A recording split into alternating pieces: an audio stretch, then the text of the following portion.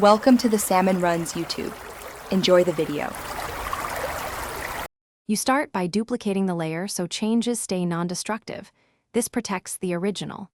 Next, precisely select the shadow region with the lasso or brush selection. Use quick selection for complex edges. Once the area is active, apply a soft feather between 8 and 30 pixels to blend corrections naturally. This reduces hard edges that reveal edits. Make sure to zoom in and refine the mask edges. Accurate selection is the foundation for convincing shadow removal. Now you correct tone while preserving detail. First, use curves or levels to raise shadow exposure about one stop. This brightens without flattening. Then sample nearby midtones with the eyedropper to match color, applying subtle color balance adjustments so the filled area blends. If texture gets lost, employ frequency separation. Work on low frequency for tone and high frequency for texture.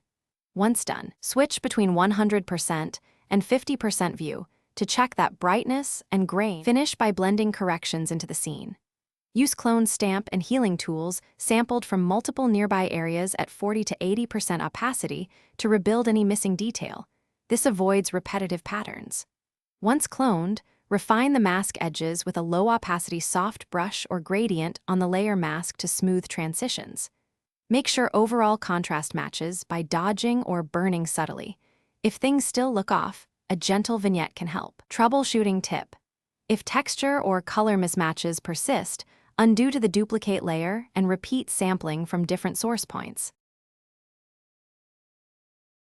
Thanks for watching. Consider subscribing if we helped you.